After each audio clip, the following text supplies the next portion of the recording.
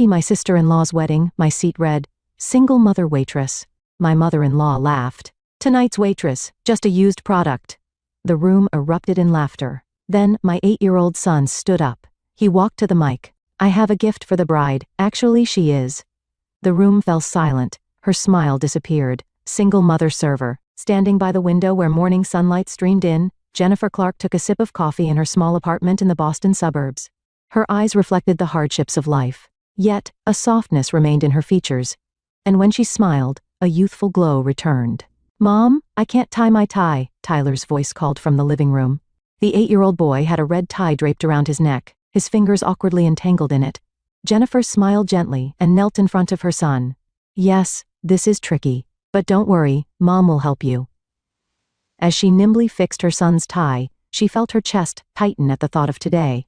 Her sister-in-law Caroline's wedding, one of the places she least wanted to be.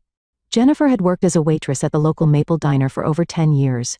Long hours from morning till night, meager tips, and the fickle attitudes of regular customers. Yet she never complained, working tirelessly to raise her son. 3 years ago, Jennifer's world collapsed when she discovered her husband Michael was having an affair with his young secretary. Michael was thriving as an elite employee in the sales department of a major corporation, climbing the career ladder rapidly. For him, a wife who had become just a waitress no longer matched his social status. "I want a divorce," he had told her. Jennifer didn't shed a tear that day. She simply nodded quietly, signed the necessary papers, and returned to her parents' home with 5-year-old Tyler. That was her pride. "Tyler, today is a special day. It's your aunt's wedding, so we need to be extra polite." Her son was smart and sensitive. He had felt how Michael's family, especially his former mother-in-law Beverly and sister-in-law Caroline, had treated his mother. "Grandma Beverly and Aunt Caroline don't like you, do they, Mom?" Jennifer looked straight into her son's eyes, trying not to lie. "Adult relationships are complicated, Tyler.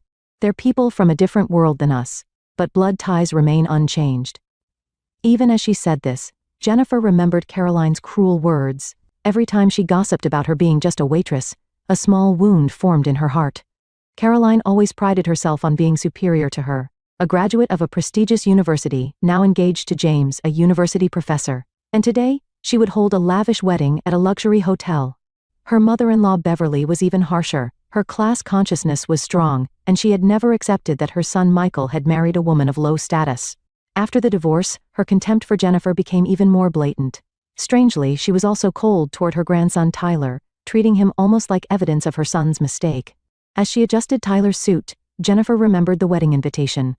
Printed on thick premium paper with gold lettering, it had clearly been sent for appearance's sake.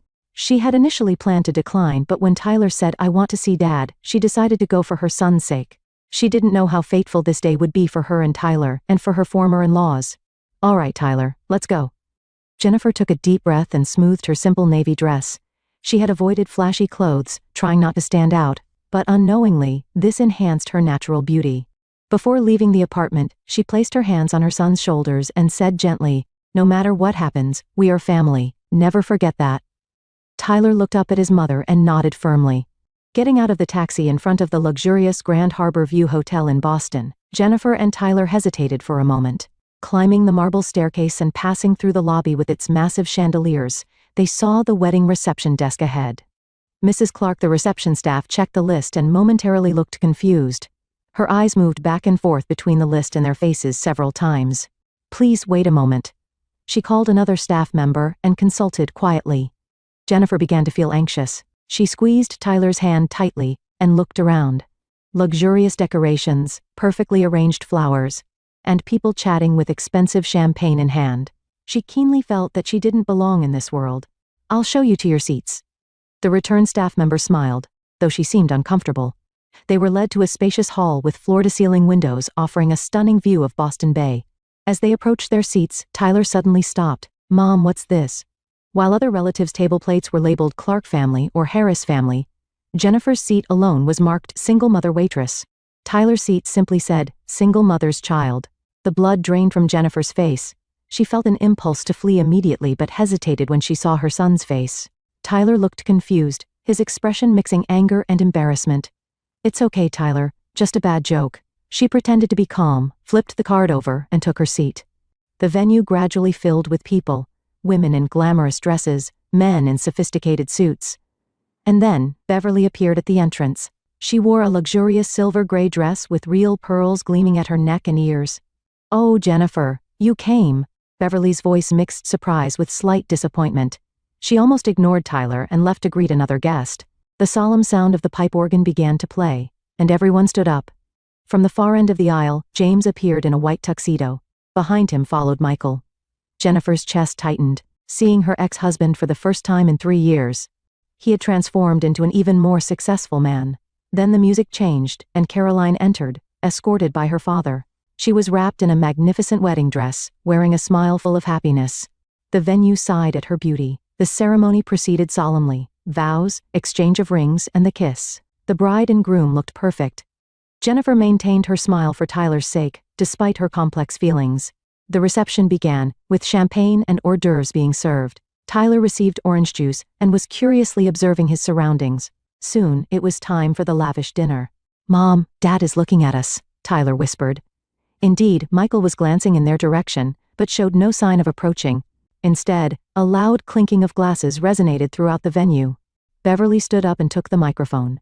"Ladies and gentlemen, thank you all for coming today to celebrate the wedding of my son's sister, my beloved daughter Caroline." She spoke eloquently about the newlyweds and their wonderful future.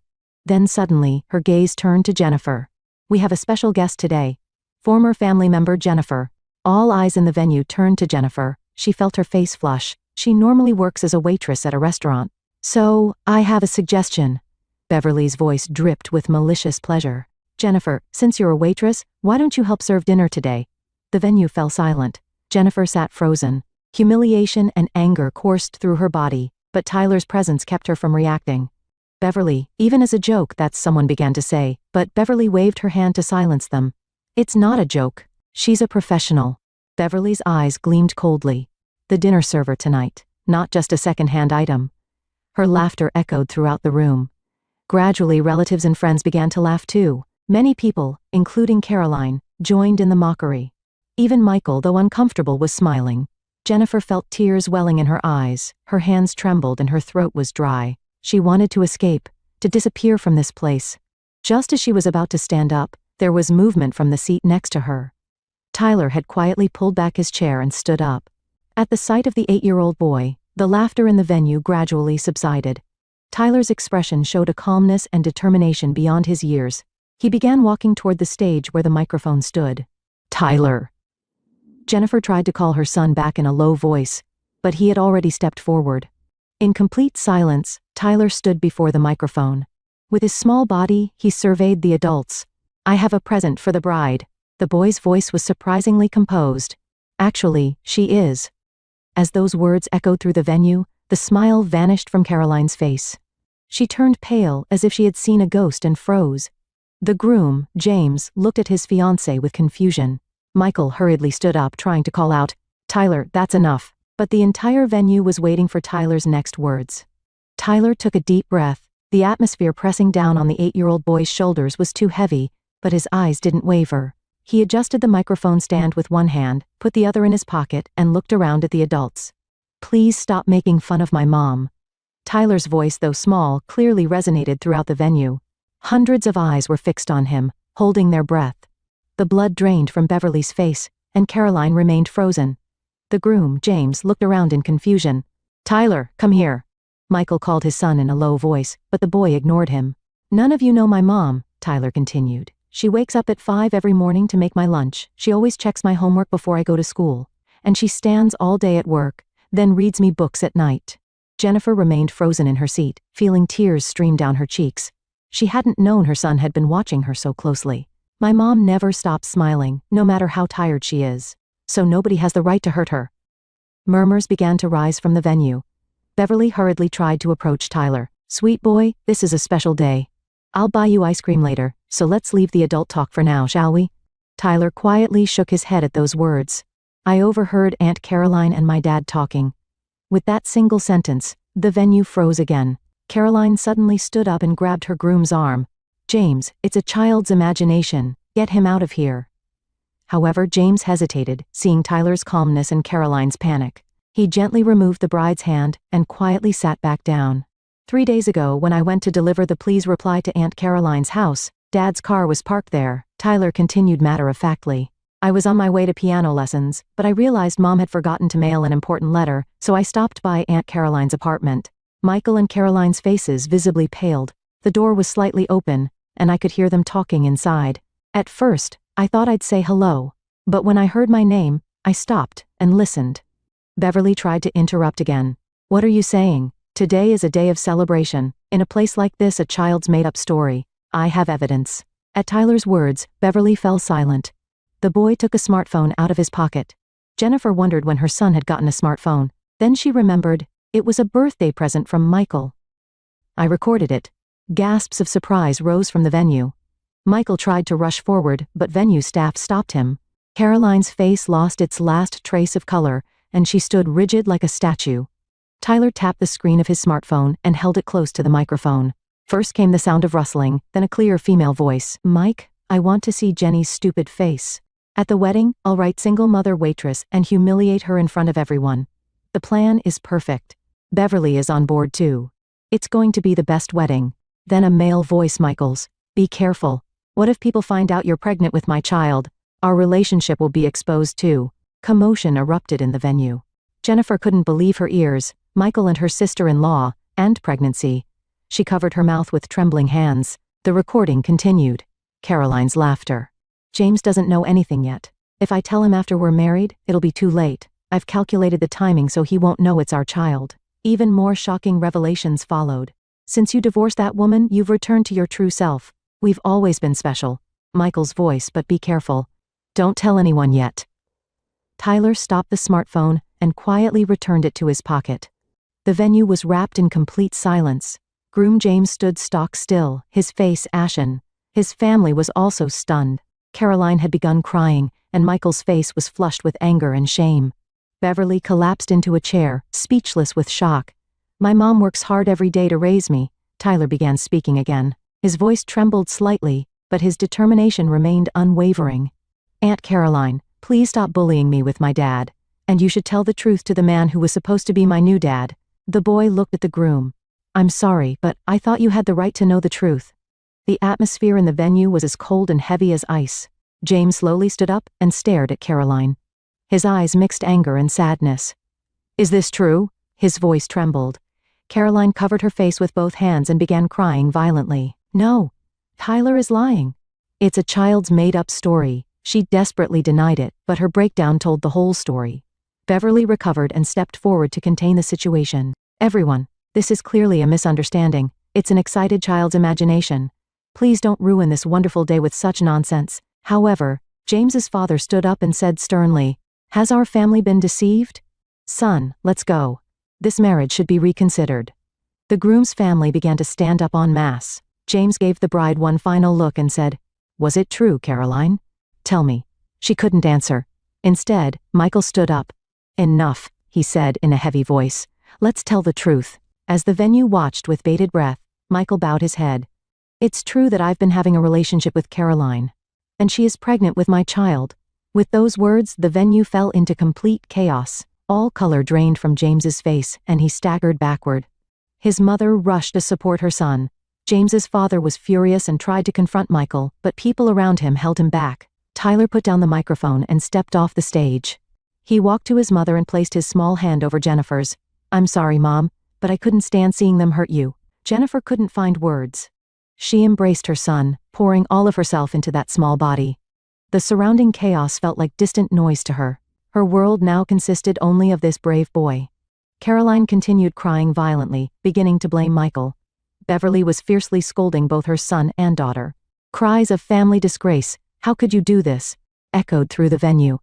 Amidst the chaos, Jennifer took Tyler's hand and quietly said, Let's go home. They quietly rose from their seats and headed toward the exit with dignity intact. On their way, a voice called from behind, Wait, please. Turning around, they saw the groom James walking toward them with shaking steps. His face was pale and his eyes were bloodshot. The man who should have been the star of the wedding now looked like a broken doll. Is it really true? He asked Tyler, his voice low so others couldn't hear. Tyler looked straight into James's eyes and nodded slightly. I'm not lying. The recording is real. James closed his eyes painfully. His expression was etched with pain and the sadness of betrayal. Jennifer felt sympathy for him. They were in similar situations. Your son is brave, James said weakly. To think that a small child would have the courage to speak the truth among adults. He placed his hand on Tyler's shoulder and quietly said, "Thank you." From inside the venue, the commotion continued. Caroline's crying, Beverly's angry shouts, and the voices of confused guests all mingled together. "James!" Caroline came out from the venue. Her wedding dress was disheveled, and her once perfect makeup was ruined by tears. She desperately grabbed James's arm and pleaded with him. "That's a lie. It's a child's delusion, believe me." James slowly shook off her hand. "Michael admitted it, didn't he? He's the father of the baby, right?" His voice was ice cold. "That's not true. He's just confused." Caroline was desperate. "It's our wedding. We've been in love for 5 years. Don't destroy that over this." James shook his head and said quietly, "I've loved you for 5 years. But you betrayed my trust. With your brother, no less." He cut off his words and struggled to breathe. "I need time to think." Then Michael appeared too. He seemed to have escaped from the chaos inside. His attire was also disheveled, and his face showed intense turmoil. "Caroline, stop lying," he said in a tired voice. "It's all my responsibility. James, I apologize. We both of you are responsible." Beverly cut in. Her anger was now directed at both her son and daughter. "You've ruined the family's honor. How could you do something so shameful?" Beverly glared at Jennifer and Tyler. "You two are just as guilty. Exposing family shame in such a public place." Jennifer remembered 3 years of humiliation and pain. All the contempt and insults she had endured, and today, the final humiliation she had tried to endure silently for her son's sake. But it was over now. She straightened her back and said in a calm voice, "You should be the ones to know shame. Your son had an inappropriate relationship with his sister, resulting in a child. And to hide that, you tried to marry an innocent person. We only revealed the truth." Beverly had no response to those words. Caroline was now collapsed in tears, kneeling on the floor. "James, please don't leave me." The groom's father approached and grabbed his son's shoulder. "Let's go, son. We shouldn't associate with this family." He looked at Jennifer and Tyler and slightly bowed his head. "Thank you for telling us the truth." As James's family left, the groom still stood in front of Caroline, dragging his feet. "Is the baby really Michael's?" he asked finally. Caroline couldn't answer and just kept crying. Her silence told the whole story. James slowly removed his ring and placed it before her. "Goodbye, Caroline." His words sounded like a final farewell, and he too left, following his family. Michael sat down next to Caroline and put his arm around her shoulders. He looked up at Jennifer once, then closed his mouth as if at a loss for words. His eyes showed the color of remorse. Beverly held her head in confusion, muttering, "What do I do? What happens now?" Her arrogance had disappeared in an instant, and she now looked like a weak, elderly woman. Jennifer took Tyler's hand and said quietly, "Let's go home. There's no reason for us to be here anymore." As they were leaving the venue, James appeared before them again. He hesitated as if to say something, then bowed deeply. "Your son is brave. Thank you for telling me the truth. I was blind." His voice mixed gratitude and sadness. Jennifer smiled gently. "Time will heal. May we both have new beginnings." Outside, the evening air enveloped them.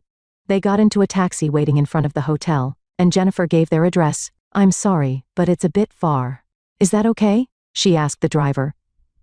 The driver looked at the mother and son in the back seat and smiled warmly. "No problem, ma'am. Have a nice evening, both of you." As the car started moving, Jennifer hugged her son tightly. "Tyler, you're my hero."